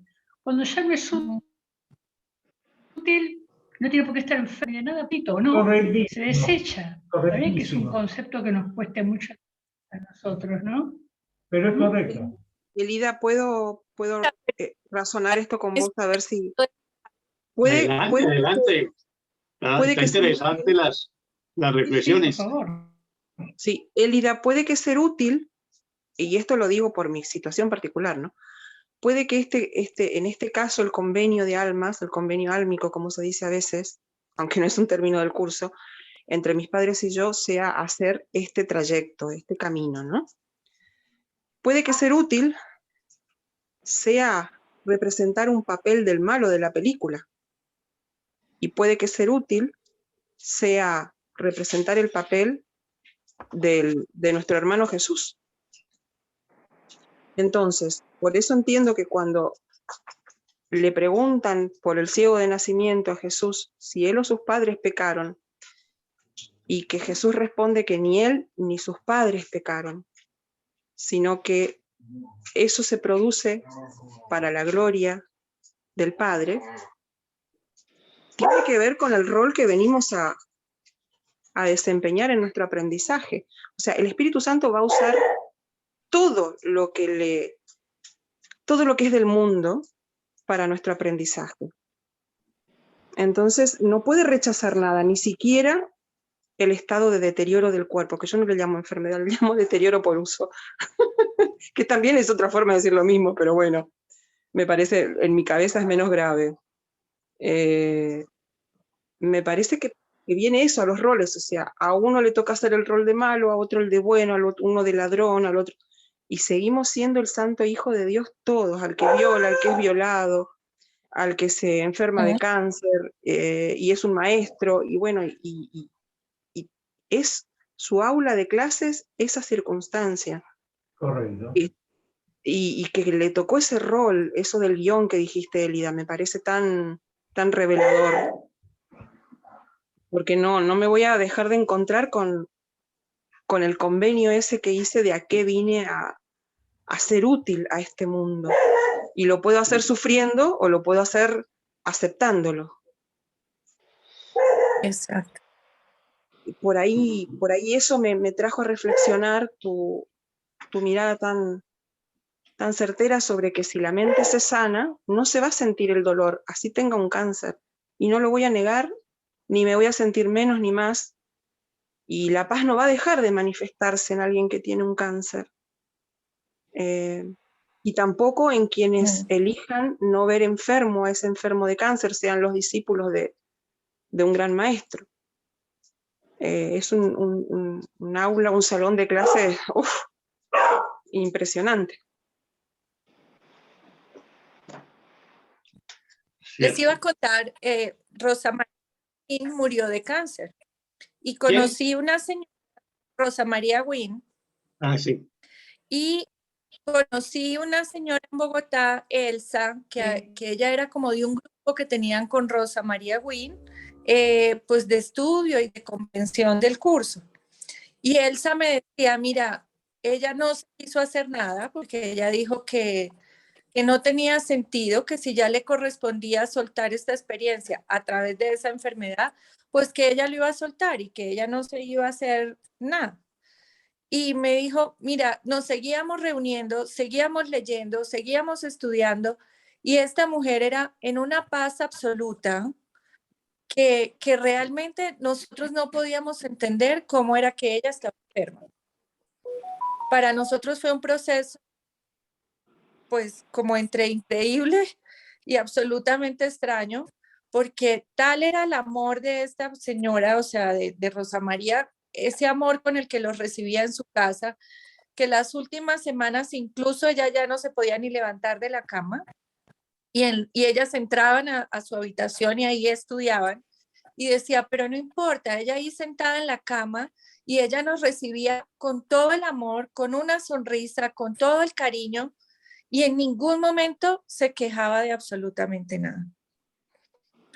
Entonces, pues puede ser cualquier persona, cualquier maestro, cualquier ser. Depende desde dónde estemos. Es la elección a la que nos lleva permanentemente el curso. ¿Estamos desde el amor o estamos desde el ego? ¿Estamos desde esa paz absoluta o estamos desde una lucha permanente? Sí, muy cierto lo que comentas, Anita. Y también lo que comentaste anteriormente. O sea, el curso no hace una promesa sobre la sanación del cuerpo. Obviamente que habla de la posibilidad de sanar el cuerpo, pero no está hablando de que esa sea la promesa ni el propósito final del curso, sino la sanación de la mente. A partir de sanar la mente, ya es como, digamos, miramos el cuerpo, ¿no? Y también tiene que ver con el guión que cada cual trae, ¿no? Porque realmente venimos ya con ese guión escrito. Entonces, si el guión de Jesús era que iba a morir en la cruz, era parte de su guión, como el de Rosa María Wynn, y creo que también Kenneth Wanick, que también era cáncer, o el caso de Maharshi, que era cáncer. Y también como maestros, como mencionó Juki Yogananda, él pues, abandonó el cuerpo conscientemente. Incluso en su autobiografía, un yogi, él menciona también a otro gran maestro yogi, que también lo hace, incluso lo hace delante de 2000 discípulos, y dice que va a patear en ese momento el marco. El marco, creo que era la frase que utilizó ese maestro, y se puso en posición de loto y abandonó el cuerpo, ¿no?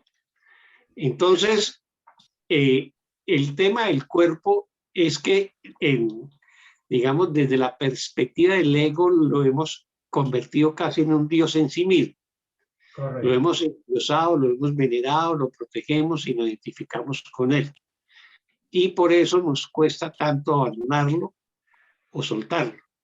Y también nos cuesta creer que alguien evolucione espiritualmente y a la vez pues padezca alguna enfermedad que a los ojos del mundo puede ser dolorosa o pues muy ilimitante o lo que sea, pues desde el punto de vista de las calificaciones del mundo. Lo importante es la sanación de la mente, y esa es la promesa del curso. Y esa es hacia donde nos dirigimos. Y ya sobre esa base reinterpretamos el rol de nuestro cuerpo y lo que le sucede a nuestro cuerpo. Hay algunas preguntas, ¿no? Yo me hago permanentemente esto. Necesito ser sincero fundamentalmente conmigo mismo y con mi proceso. ¿Qué caso tiene que yo les diga a ustedes no saben lo bien que estoy, lo bien que me siento y por dentro estoy detonado? O que ustedes me vean detonado porque proyectan en mí su detonación y yo les digo, no, yo estoy bárbaro. Es lo mismo.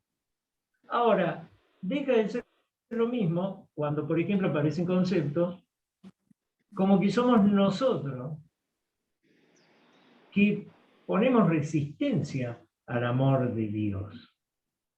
Ponemos resistencia porque eso, si yo acepto la expiación para mí, acepto que soy la extensión de la mente del Padre, el cuerpo físico ya no tiene más sentido.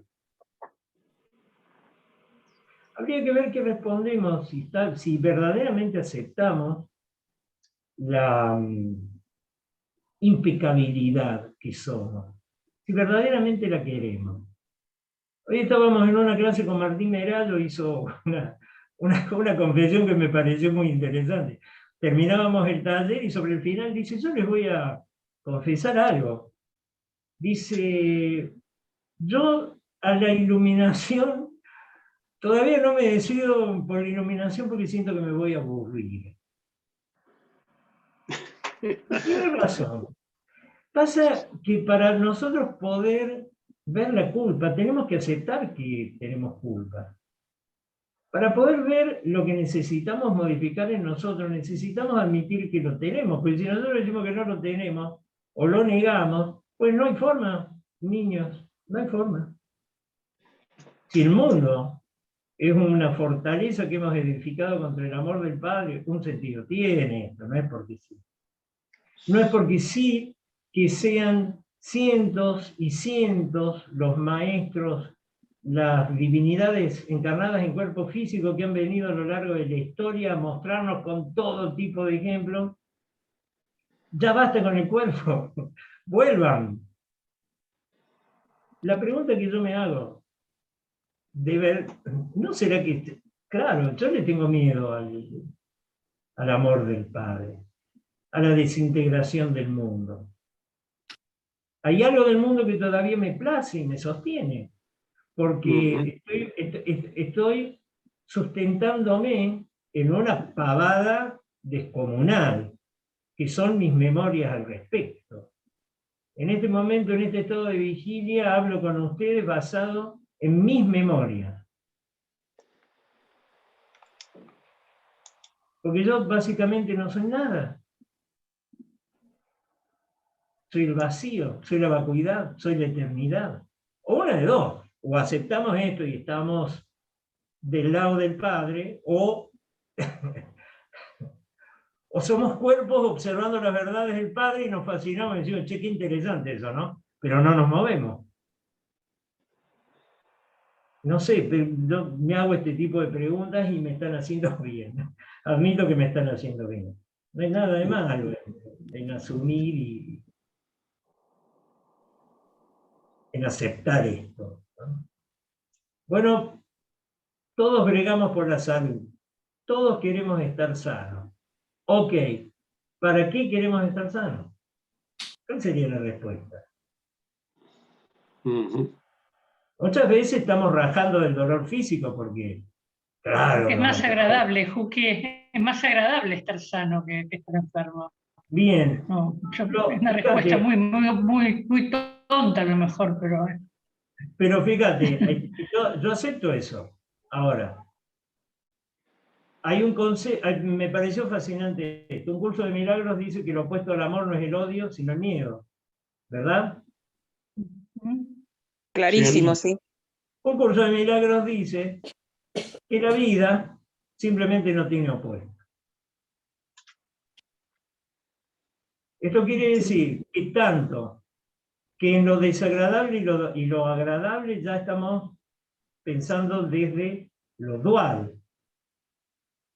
Yo aprecio la experiencia del bienestar y de lo agradable. Estoy con vos. Pero implica que en algún momento va a pasar a ser desagradable. Sí. Sí, claro. Y la dinámica de los opuestos necesariamente. Claro. El budismo tibetano ya habla, el Tao, no, el budismo, que el placer viene atado al dolor como la pata del buey a la huella que deja en el barro. Son uno y lo mismo. Es dual. Sí. Sí. Este es el asunto. En India se utiliza mucho un concepto que para conseguir la ecuanimidad, cosa que plantea el Buda, plantean todas las disciplinas espirituales, plantean lo mismo. La ecuanimidad, la neutralidad, raga y vecha, raga, que así se llama un estilo de música clásica de India, es aquello que tiñe la mente con un color determinado, con una pasión determinada. Raga es aquello que nos apasiona y nosotros decimos, me gusta. Vesha es el rechazo. Toda vez que yo estoy definiéndome a través de lo que me gusta y lo que no me gusta, y estoy atado al sufrimiento. Y sigo convencido de que soy un cuerpo. Les comento una breve información. La esposa de Sadhguru, que Sadhguru es el sabio que sigue dando lecciones y demás, desencarnó a voluntad. Y él contaba, yo me gusta leer las biografías, leí la biografía de él, y él cuenta que él iba de maestro en maestro buscando iluminarse y la receta de esa paz, de esa iluminación, de esa bondad absoluta. Y aprendía. Y su señora siempre se quedaba a una distancia, como se usa en India, un poco más atrás de los hombres, escuchando esto. Y la señora, de la esposa de él, logró desencarnar a voluntad, teniendo una hija de 5 años, teniendo un matrimonio amorosísimo, teniendo un montón de seguidores, o sea, teniendo todas las ofertas del mundo que hablaban de todos los apegos que cualquiera de nosotros puede sentir por esas circunstancias, y desencarnó ella a voluntad. Dejó el cuerpo, y por ahí no es ni muy famosa, ni muy comentada. Y él expresa su admiración hacia su esposa, y Jesús dice, ustedes no tienen nada diferente de lo que yo tengo, solo que yo tengo un único deseo. Claro.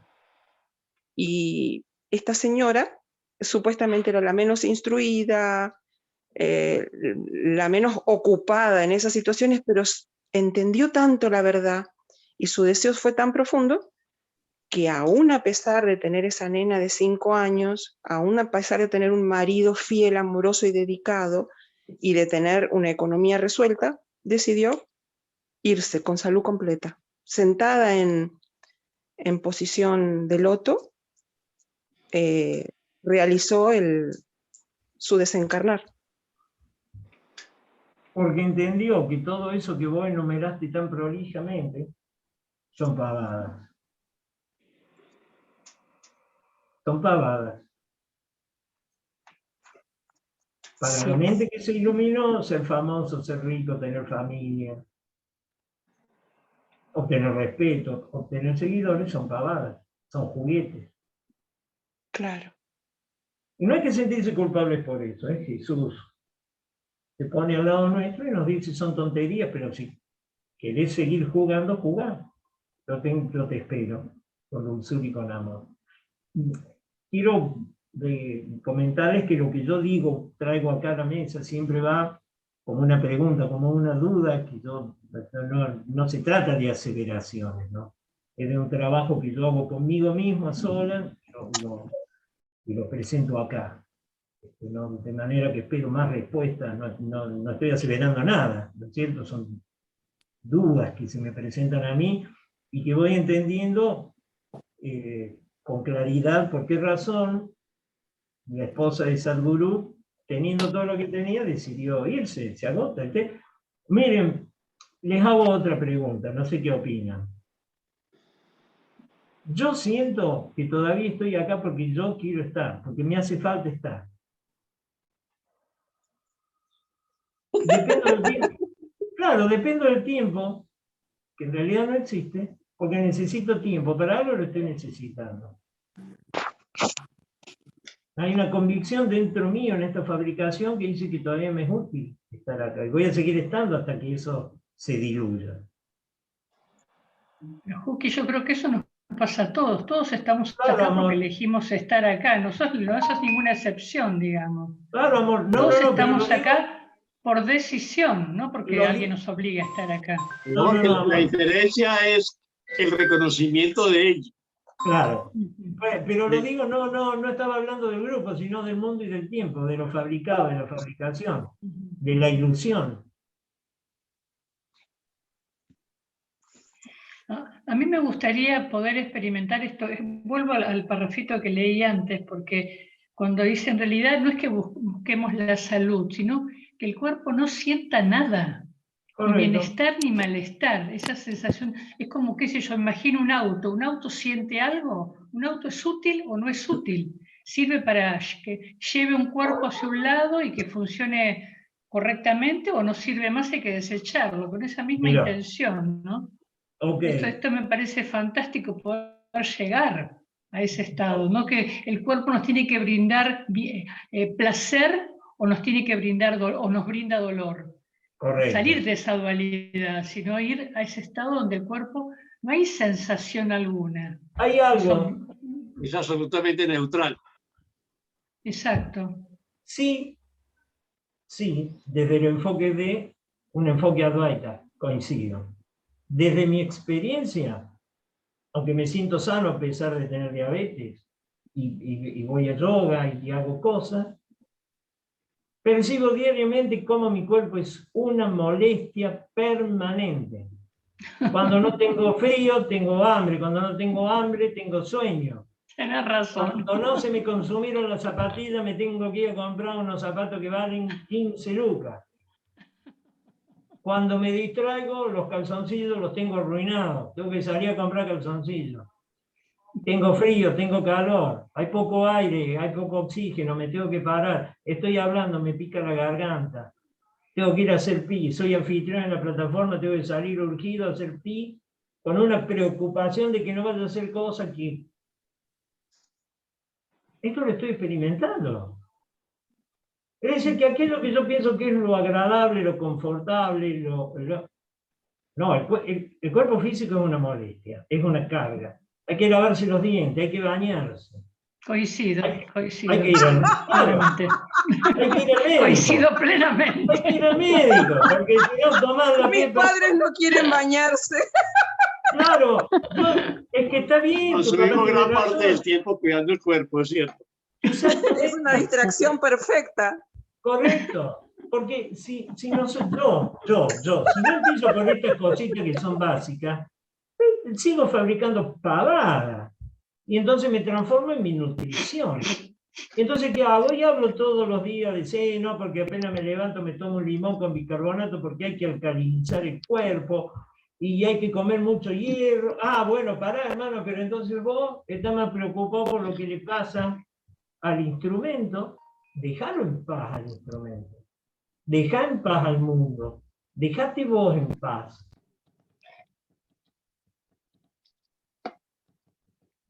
Maravilloso, maravilloso, gracias.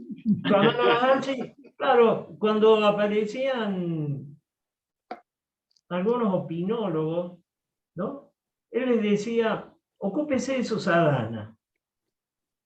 Ocúpese de su sadhana. Ocupemos, ¿sabe? El sadhana es la práctica espiritual, ¿no? La práctica. Claro. No esté pensando, ¿qué hace pensando en lo que hace el otro? ¿Para qué pierde el tiempo? Si yo no tengo, les confieso, hermanos míos, esta práctica cotidiana y diaria, ya no me siento bien. Y la verdad es que ahora sí es muy reconfortante, y eso sí se siente agradable. Porque bueno, asumiendo que tengo este panorama, amorosamente Jesús me regala el mundo para que sea el campo de acción en el que yo puedo practicar el perdón. Y quitarle realidad a eso que he creído ser, que es una fábrica, una industria del terror. Y empezar a experimentar una paz al menos un poco más estable.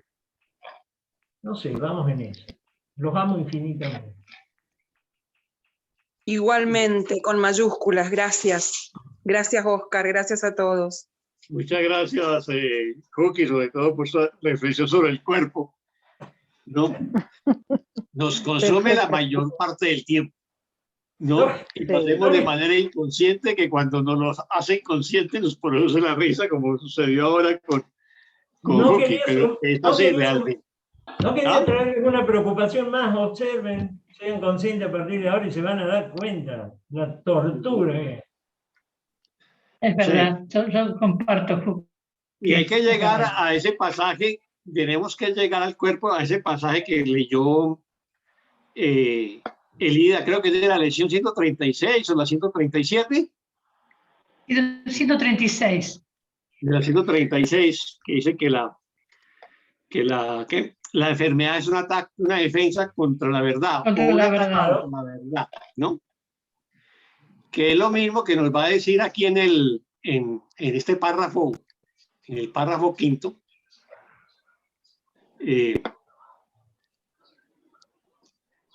Porque dice que la enfermedad son inconcebibles para la mente sana, ya que no puede concebir atacar a nadie, a nada ni a nadie, incluso a sí mismo, ¿no? Porque finalmente la enfermedad es un ataque a sí mismo, es la introyección de la culpa, ¿no?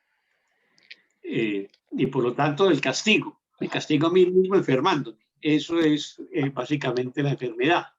Y es lo que nos dice la lección 136, pero también nos dice hasta dónde debemos llegar con el cuerpo, y realmente es a lo que nos va a decir lecciones más adelante, y que lo va a reiterar y lo va a reiterar porque lo vuelve tema de repaso. No soy un cuerpo, soy libre, ¿no? Pues aún soy tal como Dios me creó. O sea, lograr esa desidentificación con el cuerpo es fundamental para realmente liberar nuestra mente. Y quien logra eso finalmente también, si el cuerpo le sucede algo, no va a sentir dolor o sufrir por ello, porque se ha desidentificado con el cuerpo. Lo que nos hace prisioneros del ego es porque nos identificamos con el cuerpo, precisamente. Es eso, y llegar a un estado de neutralidad con el cuerpo ya es un avance enorme, digamos, en el trabajo que nos propone el curso para nuestra sanación interior, ¿no? Entonces, es eso básicamente.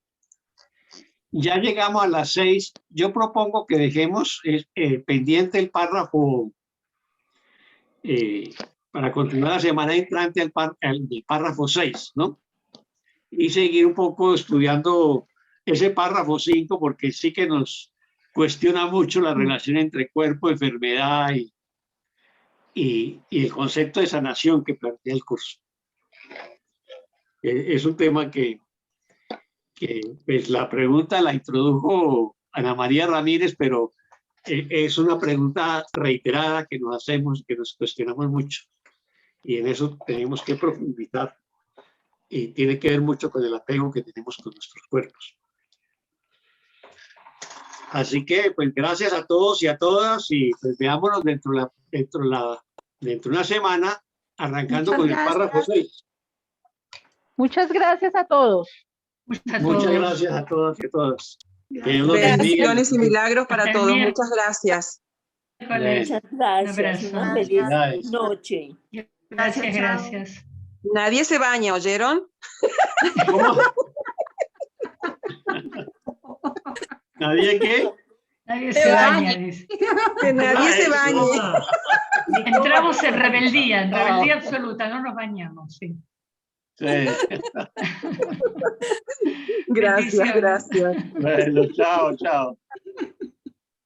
Ay, no.